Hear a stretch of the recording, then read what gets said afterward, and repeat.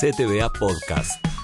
Un encuentro único para conocer quiénes están detrás de las propuestas culturales del Complejo Teatral de Buenos Aires. Gracias por poner play, este es un nuevo CTBA Podcast y hoy estamos con Lucía Thomas. Hola Lucía, ¿cómo va? Hola, ¿cómo va? ¿Todo bien? Bien. Bueno, gracias por sumarte a esta propuesta del CTBA. Gracias por invitarme. No, por favor. ¿Cómo nació tu interés por el teatro? ¿Hubo un momento puntual? ¿Fue algo que siempre estuvo ahí dando vueltas? Mira, casualmente ayer me hacían una pregunta similar. Mira. En mi casa, o sea, yo creo que siempre tuve una especie de amor al teatro. Tengo mi tío que es actor, mi prima que es actriz, mi abuelo cuando era joven también tuvo su etapa de actor. Pero bueno, o sea, lo primero que hice así de acercamiento teatral fue un taller de teatro que hice en mi escuela allá en Entre Ríos. Yo soy entrerriana. Uh-huh. Y de ahí apareció algo que fue un germen que no lo pude parar. O sea, siendo muy chica siempre me costaba mucho la constancia en las actividades. Sí. Y me pasó que con el teatro no podía faltar. Había algo como de que fue el único lugar donde yo dije, mira, esto tiene una constancia natural. Como que naturalmente me llamaba la atención y no me aburría. Y creo que de ahí algo nació. ¿Y qué recordás de ese taller que fue en la secundaria? No, en la primaria. Empecé la como a primaria. los 8 años más o menos. Re chica. Sí, había algo que me divertía mucho, había algo como de una creatividad o de estar siempre en la búsqueda de otra cosa o no sé, creo que hay algo que me atrae hasta el día de hoy de que, entrar en una ficción siempre es mucho más interesante y quizás más fácil que la vida, que a veces la realidad se pone un poco fea. Y creo que ingresar a esa posibilidad de ficción y a esa posibilidad de creación de un otro espacio donde todo es más posible, uh-huh. Creo que es eso. Descansar un rato de uno mismo sería. Descansar un poco de uno mismo, darse el lugar para vivir nuevas experiencias, para vivir... vivir en otro cuerpo, como eso, es lindo lo que decís, como tal cual es eso, es alejarse un poco de uno mismo, y eso, tomarse vacaciones de uno siempre es lindo. ¿Y cómo fue ese pasaje de Entre Ríos a Buenos Aires, del EMAD, sí. ¿no? Ahí ya hubo una profesionalización, podríamos decir. Yo me vine acá en el 2011, o sea, terminé el colegio en el 2010 y me vine. Uh-huh. Me vine con 17, era muy peque cuando me vine. Vine a hacer el ingreso a la 1 y no entré. Y me puse muy triste y mi papá me preguntó, ¿querés volverte? Y yo le dije, ni en pedo. Entonces averigüé y alguien me contó que había un instituto que se llamaba SIC, que es el Centro de Investigación Cinematográfica. Exacto. Me metí ahí, me egresé de ahí. Y el primer año que yo estuve acá fue una montaña rusa. Era entre que lloraba mucho porque extrañaba mucho. Es que tenías 17, o sea, ¿no? Sí, a la distancia eras chica. Sí, soy muy familiera y me costó mucho, pero a la vez todo me fascinaba un montón. Digo, me sigue pareciendo una ciudad preciosa donde levantás una baldosa, hay 400 actores, 400 directores, 400 dramaturgos, dramaturgas y actores y actrices. Y 400 proyectos. Y 400 proyectos y salas teatrales, digo, y hay algo de eso que... de la oferta que tiene Buenos Aires con respecto a lo teatral que me fascinó en ese momento y me sigue fascinando, digamos. Bien. Y nombraste a tu familia y me parece que por lo que dijiste es re importante porque hay como una actuación ahí marcada en varios familiares, pero ¿qué otras personas, digamos, resultan, podremos decir, maestros o maestras en esta profesión para vos? Yo creo que, un poco tengo un docente allá en Entre Ríos que se llama Carlos Vicentín, que marcó bastante lo que es el teatro para mí.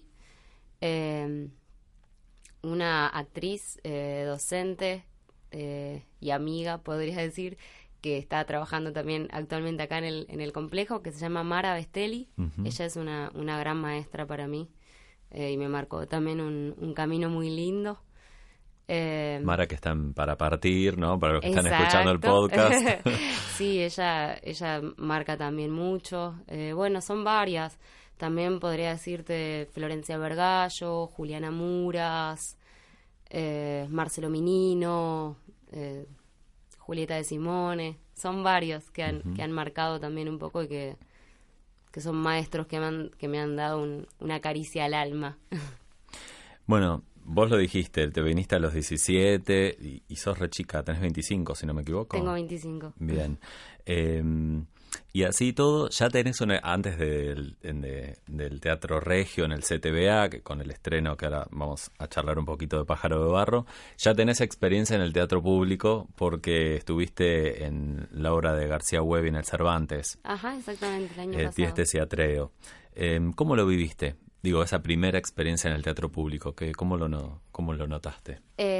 Bueno, es un poco similar y distinto a lo que estoy viviendo ahora con Pájaro de Barro. Yo quedé por una audición, o sea, me llamaron para hacer una audición y nada, desde el momento uno que entré ahí al Teatro Cervantes, creo que es un poco lo que te decía al principio, esto como de vivir una realidad paralela. Digo, es un elenco hermoso, con gente muy linda. Lo que se vivió el año pasado, bueno, y este año que vamos a hacer una temporada cortita también.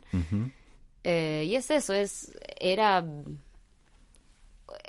todos los días un viajecito, digamos, como una experiencia hermosa. Primero estuvimos en una sala de ensayo y recuerdo que el primer día que pasamos a escenario fue extremadamente fuerte pararse ahí en el medio del escenario del Teatro Cervantes y decir, wow, esto es irrepetible.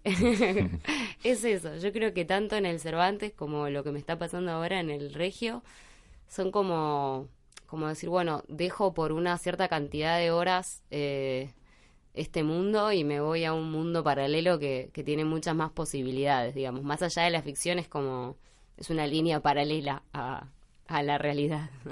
¿Y cómo fue la audición para Pájaro de Barro? Fue en 2 partes. Primero, bueno, yo mandé un mail, me llamaron. Fui, recuerdo que hice el casting con otra chica, que la chica estaba muy preparada, había ido con vestuario, estaba maquillada, peinada y demás. Y yo soy un poco despatarrada y fui así nomás. Recuerdo que tenía un vestido y tenía ojotas. Entonces antes de entrar yo estaba sufriendo mucho porque dije, ay, me vine de ojotas. Pero hacía calor. Hacía calor y no sé, yo no tengo alpargatas. Entonces dije, bueno, me voy de ojotas. Y la chica que hizo el casting conmigo estaba muy luqueada, entonces me dio mucha gracia. Y las chicas que salían también estaban muy luqueadas, menos yo que soy un desastre. Hice el casting con el pelo suelto, bueno. Nada, y la primera etapa del casting yo me fui pensando que me había ido muy mal, pero me volvieron a llamar. Y bueno, la segunda parte fue mucho más interesante. ¿Qué te tocó hacer? ¿Qué te pidieron? O sea, quedamos 2 finalistas. Ajá. Y teníamos, o sea, nos habían mandado una escena que es la escena de Felipa y Ovidio. Uh-huh. En el primer casting nos hacían cambiar de roles, o sea, teníamos que saber el texto de Felipa y el de Ovidio. La segunda vez que fui, ya me llamaron para Felipa específicamente. Entonces hice la escena de Felipa y Ovidio. Después en el segundo casting nos vino a ayudar Daniel Hendler. Uh-huh. Así que hicimos una de las escenas de Felipa y Juan Antonio con Daniel, la escena final. Que cuando yo me enteré que estaba Daniel me puse muy nerviosa. Porque dije, ay Dios mío, ¿cómo hago con uno de los actores de acá? Bueno. Después teníamos un monólogo que nos habían mandado también. Así que dije ese monólogo. Y después Ana me dio el texto de la obra y me dijo, bueno, este es el monólogo final, léelo. O sea, si querés léelo una vez y después léelo acá sentada para todos nosotros, que había un par de personas en el casting. Estaba Eva Lac, estaba Gustavo García Mendi, uh-huh. Galo Ontivero, bueno, y Ana. Y bueno, y después... parte del equipo, digamos. Parte del equipo, ¿no? exacto. Ah, y estaba Daniel también, que se quedó un rato a chusmear. Porque mi casting siguió, digamos, después de hacer la escena con él. Y nada, fue súper interesante. Yo me fue como un casting de 2 horas. Tuvimos muchas horas ahí. Yo lo voy a recordar siempre con cariño, sobre todo a la segunda parte, porque había algo de que estábamos por fuera, digamos, del escenario. Se armó como una mateada ahí al costadito entre los que estábamos ahí esperando para el casting. Que también, bueno, estaba Jesús Catalino, que después quedó, y Celeste Jerez, así que estábamos todos ahí charlando y tomando mate y ¿Ahí pasando texto. al lado del escenario o donde están la los camarines? escalerita? Ah, los camarines. En los camarines, Okay. ahí Sí, estábamos todos esperando para que nos llamaran. Bien. Bueno, yo en los podcasts me cuesta no spoilear o adelantar cosas de la obra porque siempre pienso que él o la que lo está escuchando quizás no la vio. Por eso tampoco te voy a preguntar demasiado sobre escenas. Pero, ¿qué te pasa cuando le pones el cuerpo y la esencia a Felipa, este personaje tan interesante de Pájaro de Barro? Hay algo que me pasa, que yo siempre, antes de las funciones, estoy muy tranquila. Y unos segundos antes, sobre todo cuando empieza la obra, cuando entra la música y demás, bueno, son como unos segunditos de nervios. Y una vez que entro, para mí se inaugura como una especie de viajecito. Sigo hablando de las dimensiones, digo, pero hay algo como de que entro en otra categoría. Hay algo que me pasa, que si bien la obra es siempre la misma y el texto es siempre el mismo y las escenas son siempre las mismas, hay algo que yo la voy descubriendo a Felipa cada vez. Es decir, van apareciendo nuevas posibilidades de las decisiones que ella va tomando o de cómo dice lo que dice en cada vez que lo hago. Yo creo que todavía la estoy descubriendo. Creo que es lindo eso, de poder prestarle el cuerpo a un personaje que siempre van apareciendo cosas nuevas, como en la vida. Las personas van teniendo distintas aristas y eso es lindo. Claro, no es un personaje estático, para nada. No es un personaje estático y, no sé, hay veces donde yo sé que es eso, Felipa toma siempre las mismas decisiones, porque la obra ya está escrita, pero hay veces que se enoja más y hay veces donde las cosas le duelen más y hay veces donde pareciera que va a tener un poco más de esperanza con las cosas. Va fluctuando esa energía que ella tiene. Pensaba que Samuel Eichelbaum, el autor, es entrerriano, digamos, y que vos también. Sí. Ahí hay un link interesante, aunque bueno, él también vino a Buenos Aires de joven, ¿no? Si uno repasa su historia, se puede encontrar con eso similar. Y Felipa, ¿hoy sería Felipa con sus mismas decisiones en la actualidad? Digo, hasta ahora tiene unos años, ¿no? Sí, yo creo que sí, quizás se le actualizarían determinados acontecimientos de la vida. Pero sí, yo intuyo que sí. Quizás, la aparición del niño podría tener alguna otra connotación con la actualidad. Pero yo creo que sí, que ella seguiría tomando las mismas decisiones. Sobre todo que estamos en una época donde se está subrayando mucho la idea de una maternidad deseada. Por lo tanto, en el caso de Felipa, para ella la aparición del niño es porque ella lo deseó y está ahí. Entonces sí, yo creo que sí. Actualizado a la época, claramente, pero sí, no creo que le costaría menos, ya que para mí no es un dato menor la clase social de donde ella viene. Digo, hay algo que es algo que hablábamos con Ana una vez, que Felipa no es, ¿cómo se llama? Elena, de Casa de Muñecas. Claro. Digo, no es lo mismo. Ujú. Ella viene de otra clase social, ella viene de muchísimo más abajo. Por lo tanto, sobre todo por los tiempos que corren ahora y bueno, y en esa época también, nada, una mujer pobre siempre le va a costar el doble. Ujú. Que bueno, que a Elena de Casa de Muñecas, por Claro. más que viene más de una clase más alta. En la obra es muy interesante cómo se da este cruce, ¿no? De clases, si podríamos llamarlo así, aunque bueno, uno podría tener un montón de literatura para discutir Sí. términos, pero no es el caso. Entre la familia, digamos, en la casa donde Felipa trabaja, que son el típico inmigrante español, ¿no? Ujú. Con sus creencias o sus formas de pensar la familia y las decisiones autónomas de Felipa, que a mí me encantan en ese momento, Claro. cuando se contradice con ese mundo.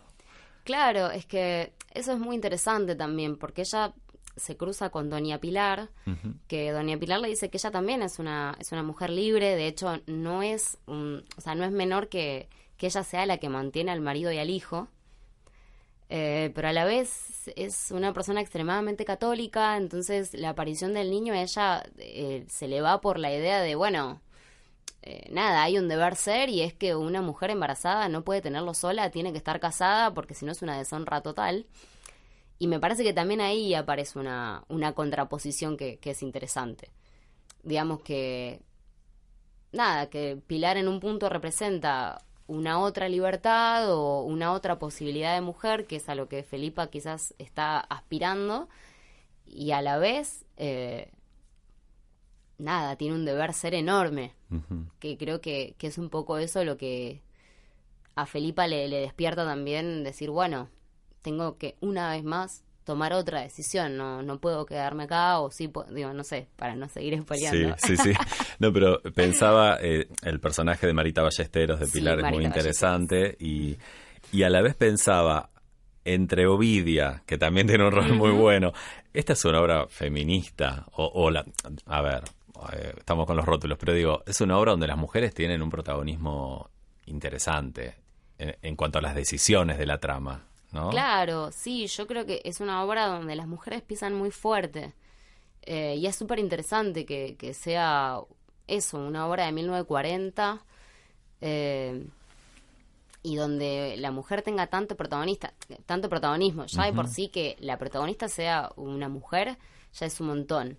Y a su vez que haya un otro personaje, como es el de Doña Pilar, que es el que hace Marita Ballesteros, que tenga tanto peso, es súper interesante. Sí, hay algo de mujeres que pisan fuerte que es súper interesante para la obra. ¿Y cómo fue el diálogo con Ana Alvarado en esta dirección de Pájaro de Barro? Ana tiene algo que es muy lindo para mí desde que la conocí. O sea, una vez que yo quedé en Pájaro de Barro, me junté con ella a tomar un café y ya de por sí ella me dio mucha tranquilidad y libertad, y durante los ensayos también fue así.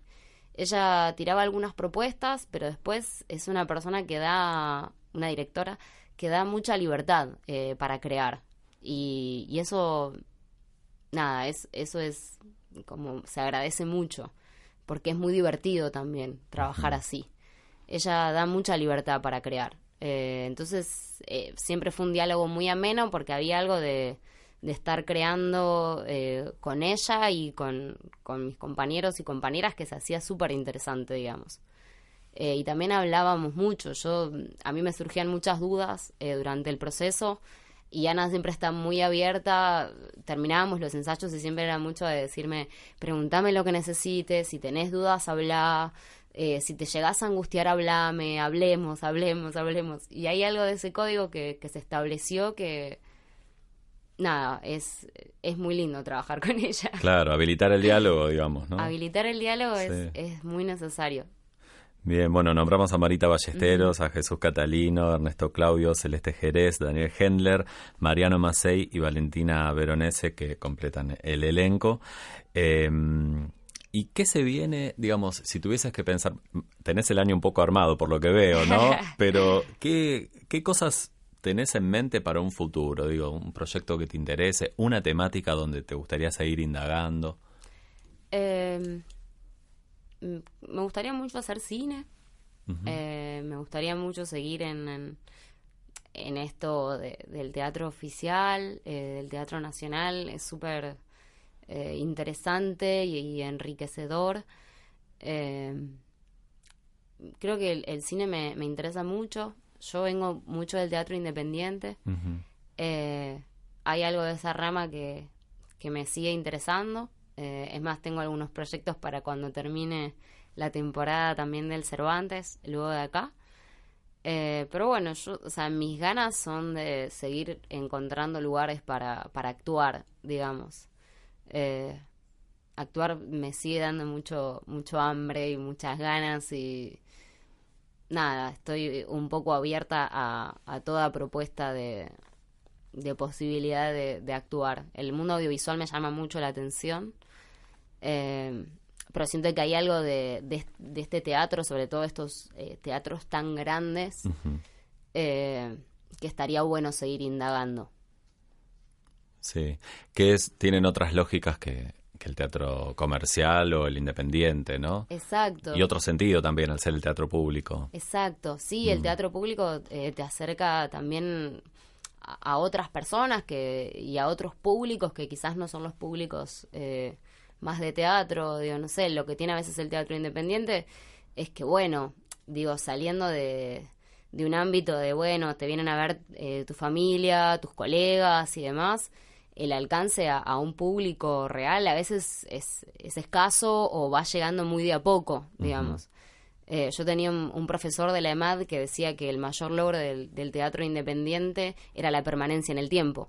Y yo creo que hay algo de eso. Uh-huh. Que quizás en lo que es el teatro público aparecen otras posibilidades que, entre comillas, no preocupándote porque venga gente, hay otros alcances y se llega a otros públicos. Claro, sí, y que en el teatro independiente a veces es difícil también por el modo en el que las salas se programan, ¿no? Exacto, sí. Es todo un desafío por ahí en poco tiempo llevar público, bueno. Sí. Bueno, Lucía, te agradezco mucho esta charla. No, a ti, gracias. Quédense, hay más podcast en esta temporada 2019 del CTVA Podcast. Gracias, hasta la próxima. Si te gustó este podcast, compartilo en tus redes sociales. Quizás a alguien más le puede interesar. Búscanos en www.complejoteatral.gov.ar o en las redes sociales del Complejo Teatral de Buenos Aires. Si nos estás escuchando en iVoox, dale un me gusta y deja tu comentario. Si estás en Apple Podcast o iTunes, podés calificarnos con estrellitas. Sugerinos lo que quieras en nuestra casilla de correo podcast@complejoteatral.gov.ar o a través de nuestras redes sociales.